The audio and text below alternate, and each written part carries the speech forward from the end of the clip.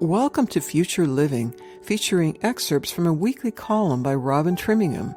This week's theme focuses on the importance of owning your weaknesses. Have you ever noticed that those promoted to positions of authority quickly tend to cease referring to everyone else as human beings? Suddenly, everyone around them is just some arbitrarily invented word for subordinate, a user, a resource, a worker, or a meta-employee, whatever that is. Anything but an equal. Old world business leaders argued that they needed to distance from the rest of the staff, save a chosen few minions, for reasons of secrecy, security, and strategy. But let's face it, most of that is just a ruse to insulate themselves from having to justify their decisions or answer uncomfortable questions. It's completely absurd.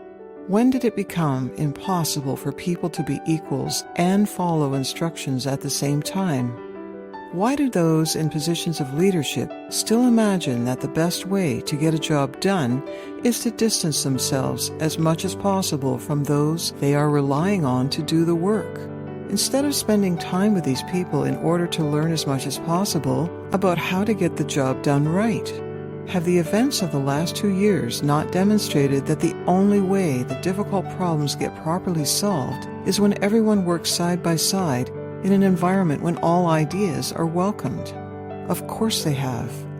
But if that's true, then what's the real problem? Could it be that there's still a significant number of leaders out there getting it wrong because they are secretly struggling to adapt to change within themselves? You bet. And the hardest part about this is simply that when you are in a leadership position and everyone is looking to you to have the answers, it can seem completely unthinkable to admit that you don't. After all, you can't show your flaws, you're the boss. Or can you? After all, if you have employed people with a positive can-do attitude who trust you, wouldn't they just respect you more for your honesty? Wouldn't they be more motivated to find ways to employ cost savings, or meet deadlines, or solve supply chain issues if they knew what the real business problems were? Wouldn't they be more likely to offer ideas if they knew that their contributions were both wanted and valued? Isn't it better to use your own expertise evaluating which idea is the best solution, rather than wasting time worrying about who came up with it? As I've alluded to on multiple occasions in the past, leaders are people too, and as such they're not exempt from the effects of change. But leaders are expected to have sufficient maturity to self-assess and admit when they're struggling. To do anything less is to shortchange yourself, your colleagues, your company, and in some cases your entire community. Are you really willing to risk so much just to protect your ego?